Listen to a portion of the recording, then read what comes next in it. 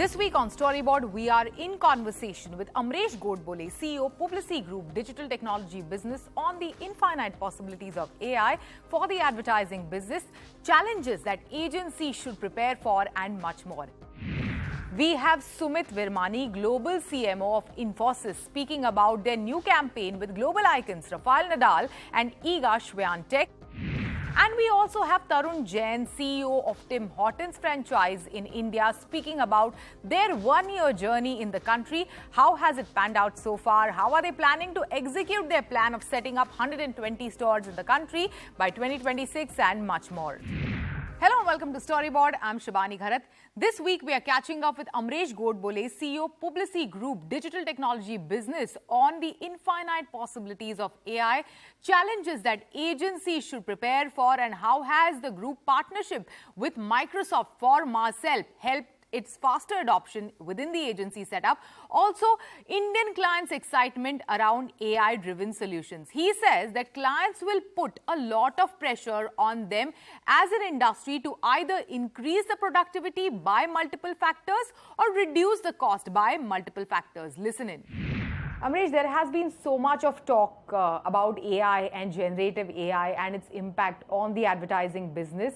If you can share with us, what is the kind of impact that AI and generative AI over the past couple of months has had on advertising, Indian advertising business, and how do you use it on a day-to-day basis? So when I talk about how it impacts the work that we create, if you look at all the knowledge work that goes into advertising as an industry, so whether it's ideation, content writing, image generation, video creation, data and coding, those are the broad tasks that we're doing. You already have very powerful co-pilots for these, right? So if I just talk about ChatGPT, especially 4, Mid-Journey for images, Runway for video, it can do text to video, image to video, it's brilliant. You've got GitHub Copilot for data, and now you've got for technology, sorry, and you've got code interpreter from ChatGPT, which can help with data tasks. So these are tools that we are already upskilling our people on, integrating them in our SOPs, etc. Right? And we're taking an enterprise level view of, do we need to build products that integrate all of these for end-to-end workflows? More interestingly, I suppose, from a client's vantage point, is the kind of work that we can create. So if I had to give you very recent examples, I think just earlier this month, Leo Burnett had this brilliant idea for Oreo, where we basically created personalized versions of Farhan Akhtar's voice and, gave personalized messages to thousands of people. Yeah. So it was Leo Burnett's idea. Our technology teams did the experience design and solutioning for it. And what we did was we trained GPT-4 to actually write like Farhan Akhtar, and those prompts would then be turned into Farhan Akhtar's voice using Resemble AI.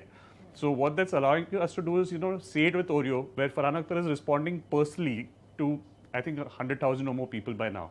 And this is something that was not possible even a year back, right? A year back, if you were to do this, you'd need an army of writers who've been trained to write like Farhan Akhtar, and he would have to record his voice over 100,000 times over. So that's the kind of at-scale experiences, data-driven experiences that we are able to deliver. Upcoming possibilities are visual neural networks, so where you point at stuff and recognize what it is. A lot of times people used to pitch ideas like, if I can point at shoes or a car, can I tell which one it is? It wasn't possible. Now with the right data training, it is very much possible. So I think the possibilities are only limited by imagination, but it's a very, very exciting time for us. Possibilities are only limited by imagination. Also, when it comes to production and processes, AI and generative AI is what I'm understanding helps save a lot of money. What is the kind of impact it will have on the digital advertising revenue going forward, considering it's only increasing? The spends on digital advertising are only increasing over the past couple of years. Sure. I mean, first of all, at the risk of taking a bold stance, I think it's going to impact the advertising industry at large, not just the digital advertising industry, because a lot of these tools will get integrated in production processes even for larger films, etc. as they evolve. But primarily, I think it creates both tailwinds and headwinds for us. So in terms of tailwinds, I think what's happening is clients are very excited about, how do we leverage some of these technologies and create phenomenal experiences. So the Oreo idea that I shared with you, clients will invest in new ideas by using the power of AI to deliver customer experiences. Secondly, there will be a fair amount of data that can be used to predict consumer behavior. You could potentially have new products. And thirdly, I think agencies can even think about building almost SaaS-like models to say that, how can I help marketers with marketing tasks using AI? Yeah. So those are opportunities for us. But there's also, I think, a big headwind coming our way, which is as AI becomes ubiquitous and everyone realizes that the number of man hours required for a given task have reduced substantially. I think clients will put a lot of pressure on us as an industry to either increase our productivity by multiple factors or reduce costs by multiple factors. On this note, one of the most recent interesting conversations that I had with an AI expert, and he said that his day-to-day job is also to ensure that clients are sober about any new technology that is coming in their way. First, tell us, in terms of your interaction with the Indian clients, how excited and what is the kind of excitement that they are showing? And you mentioned also the challenge or the headwind on how they would expect way more from an agency as compared to earlier. Sure. There is excitement from the clients in terms of saying, hey, can you increase my speed to market by using some of these tools? But there is also trepidation, and rightly so, because we are all still experimenting with it, right? There are a lot of issues at a macro level. So there is issue about copyright. There's a lot of clamor saying these AI tools have been used, trained using artists and the knowledge of the world. So is it right? There are ethical considerations. There are bias issues. Yeah. So what we've been doing is coming up with legal frameworks, guidelines on what is the safe way to use AI.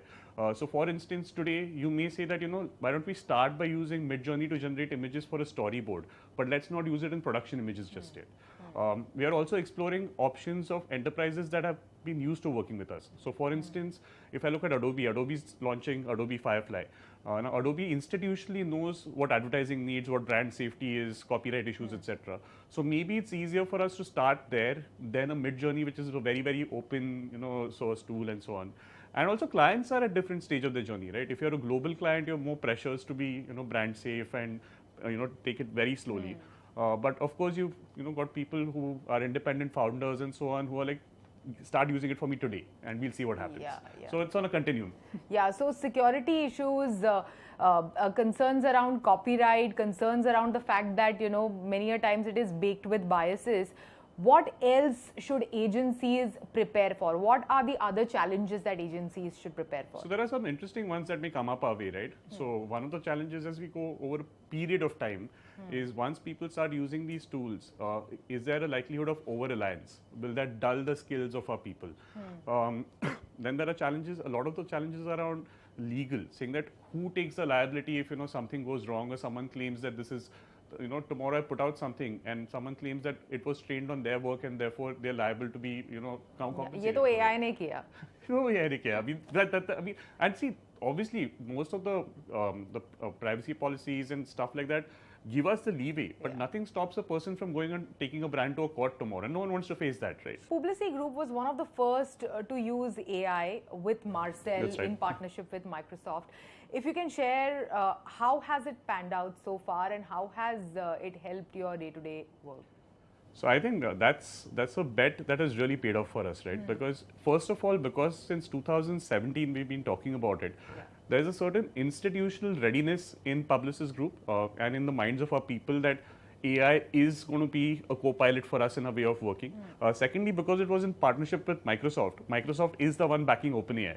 So it's been amazing for us because we've integrated GPT-4, DALL-E and some of the other OpenAI tools right into Marcel. So anyone in the group can just log into Marcel and access the power of these tools, which are, GPT-4 is paid outside otherwise. And thirdly, I think it's been a phenomenal way for us to efficiently connect the 100,000 people that exist around Publicis Groupe. So tomorrow, if you're doing a campaign in India and you're looking for talent who has experience in that sector and it doesn't exist here, you can reach out and someone will put their hand up and say that, hey, I'm ready to jump in and contribute to this campaign. Finally, before we go, what are your plans to amp up the digital technology capabilities of the group in the coming days? Sure.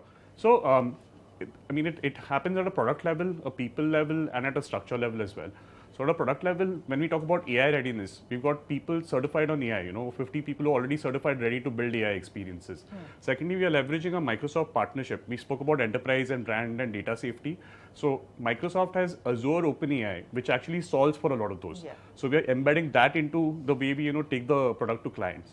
When it comes to commerce, we're looking at commerce transformation at scale. That's something that we've been doing really well and we're building for it. And to back it all up, and what we've got is something called an AI COE. So our CTO runs it, and basically it has multiple work streams like data, cloud, consulting, etc. And there are people focused on scaling those and making sure that we are the best at it. And underpinning all of this is our talent structure. So we've actually got a separate talent structure for technology, so which is focused on L&D, focused on recruitment and everything. And that's been designed by the learnings we've got from Sapient, Epsilon, and these global acquisitions that we've had. So it almost mirrors any evolved IT company, and that makes sure that we have an ongoing pool of phenomenal technology talent. Because it's a treadmill, right? You really have to keep running to keep up with it. Yes. So that's what we're doing. Thank you so much. Thanks for joining us and sharing these insights with us, Amaresh. Thank you for having me, Shivan. It is time for a short break. On the other side, we have Sumit Virmani, Global CMO of Infosys, speaking about their new campaign with global icons Rafael Nadal and Iga Świątek.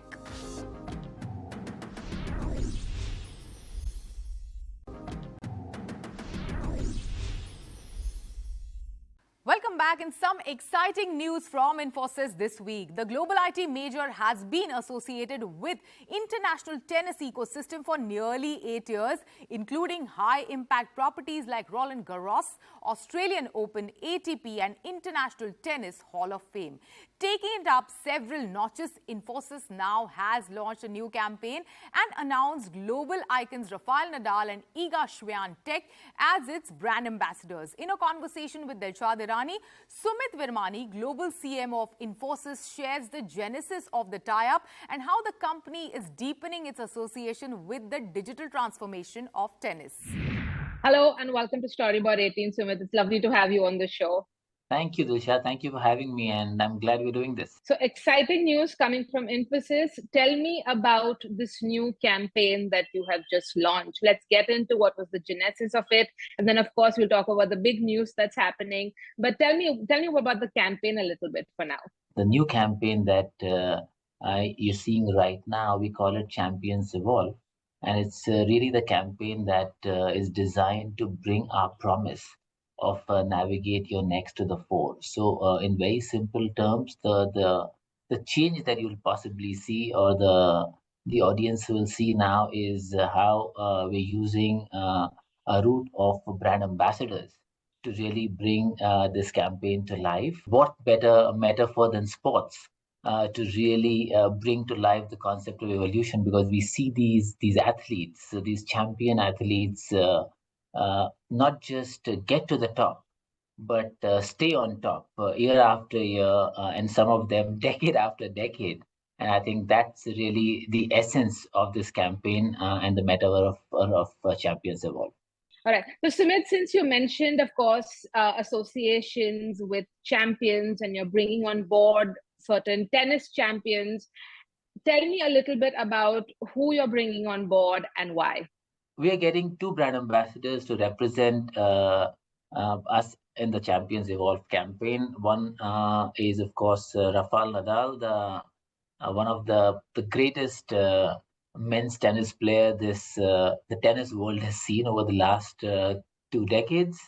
And then again, we're bringing the current world number one in women's tennis, Iga, from Poland, who's got a first Grand Slam at the age 19, and at 22 she's already 4 Grand Slams down, and on top of the rankings for 72 weeks in a row. So we're very excited to have these two players come and represent brand Infosys. Now, moving on to your second question of why, which is possibly as exciting as the first part. Now, you know that we have been associated with the sport of tennis very, very deeply for the last 8 years. In fact, Infosys Tech has been reimagining for the fans, for the players, for the coaches, for the tournaments and organizers at large. And we felt having the ambassadors of the sport to become the ambassador of the brand would be quite a natural evolution. And more importantly, both Rafa and Iga are someone we feel very deeply aligned and personify the values of brand Infosys. And I think that's fundamental when you look at an individual ambassador to represent the brand, the value alignment has to be seamless. So, Sumit, since you mentioned, of course, Infosys is a long association with tennis. Tell me how that has sort of played out for you on a larger sort of scheme of things when it comes to the brand, whether it's in India or globally. How has the entire sort of tennis game plan worked out? Well, I think it's been an incredible journey over the last 8 years, Dilshad. It was a very thoughtful choice of associating with the sport of tennis.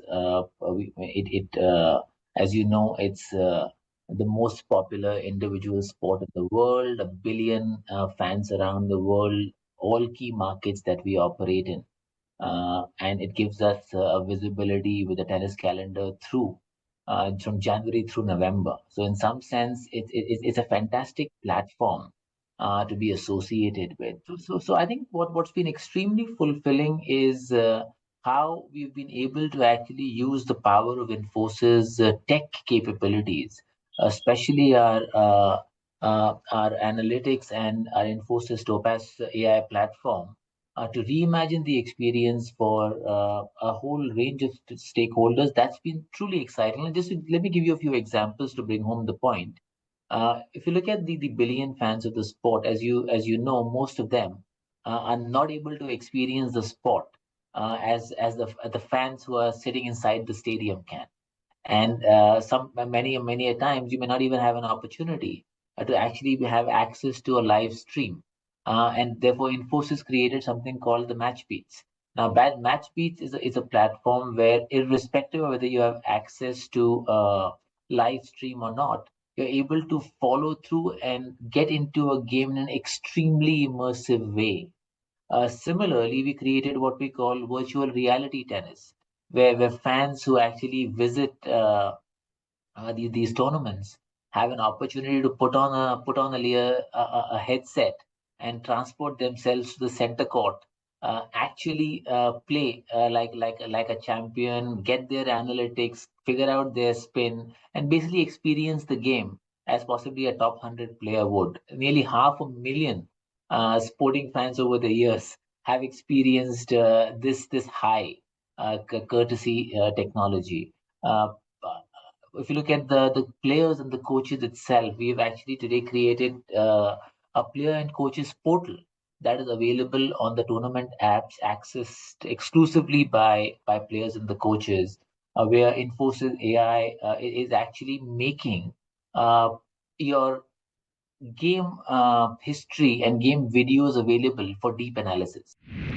It is time for a short break. On the other side, we have Tarun Jain, CEO of Tim Hortons franchise in India, and we are speaking to him about how the India journey has panned out so far and how are they planning to execute their plan of setting up 120 stores in the country by 2026.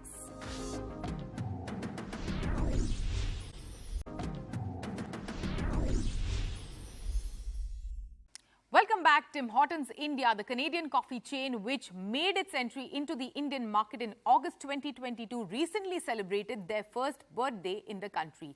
We're catching up with Tarun Jain, CEO of Tim Hortons franchise in India, and speaking to him about how has the India journey panned out so far, how are they planning to execute their plan of setting up 120 stores in the country by 2026, how are they engaging with the discerning Gen Z population, and much more. In fact, I'm catching up with Tarun ahead of the brand opening their third store in Mumbai in September first week. Listen in to this conversation. So this is the third store of Tim Hortons in Mumbai that you are launching 1 year in the country.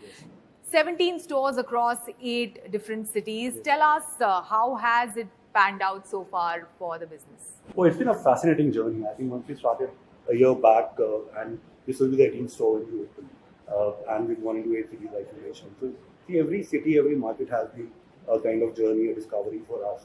And the amount of love, the amount of appreciation that the brand has received, I think that's been a totally enjoyable part of it, of bringing the experience of Tim Hortons, authentic Canadian experience to the customers. I think that's been a fascinating journey.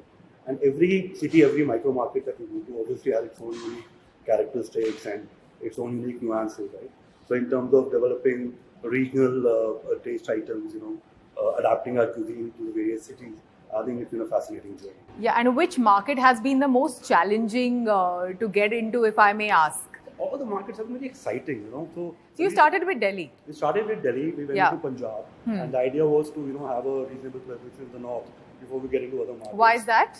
Because the brand had an affinity in the north because of the Canadian origin. Yes. And we found that there was a lot of affinity that people had for the brand in the north naturally. So we wanted to kind of be there.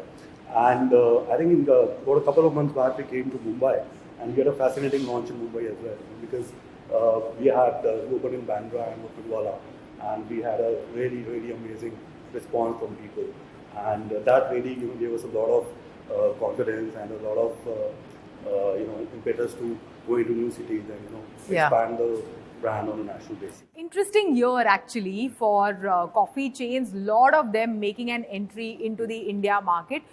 What is it that Tim Hortons globally finds it more exciting about India?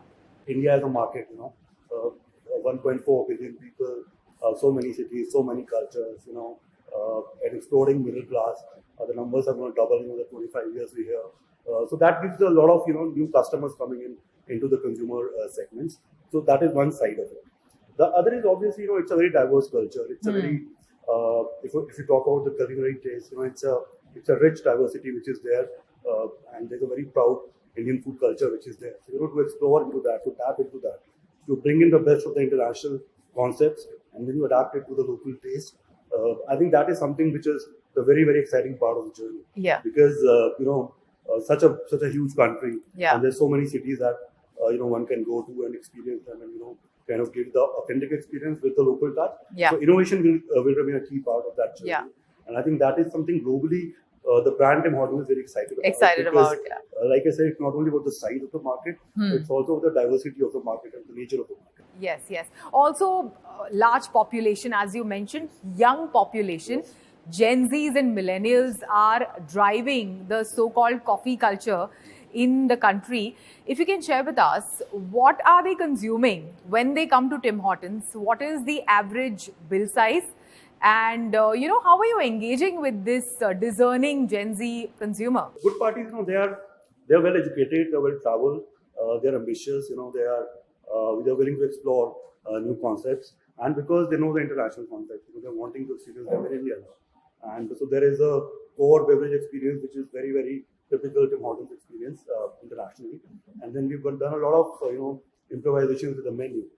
So there's a beverage portfolio, there's a food portfolio, which is, melts and all that, which is a unique taste, and, it's very affordable for them. Yeah. What also happens with us typically is that because our menu is so diverse, it renders itself to a lot of consumption occasions. It's not only about if you're working or if you're having a me time, but even if you want to come in a family setup, you want to bring your parents along. A lot of Gen Z millennials bring their parents along to Tim Hortons to give them the cafe experience, right?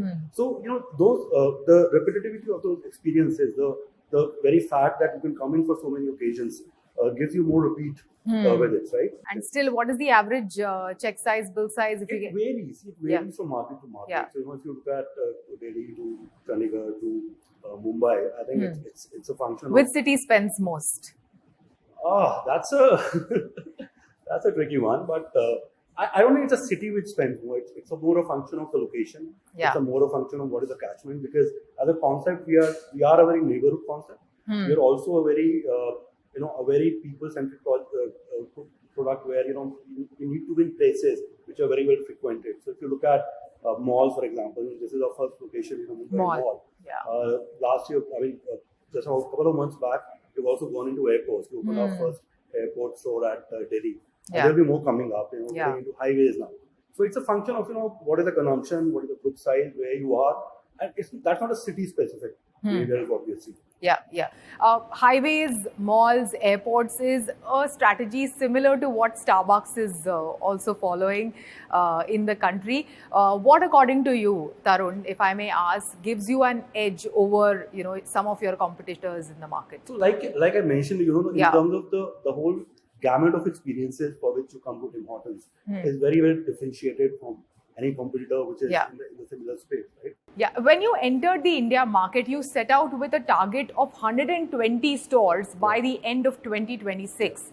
How far are you in that journey, and what is the target for the end of this year? Let's go step by step. It is more of a geographical growth.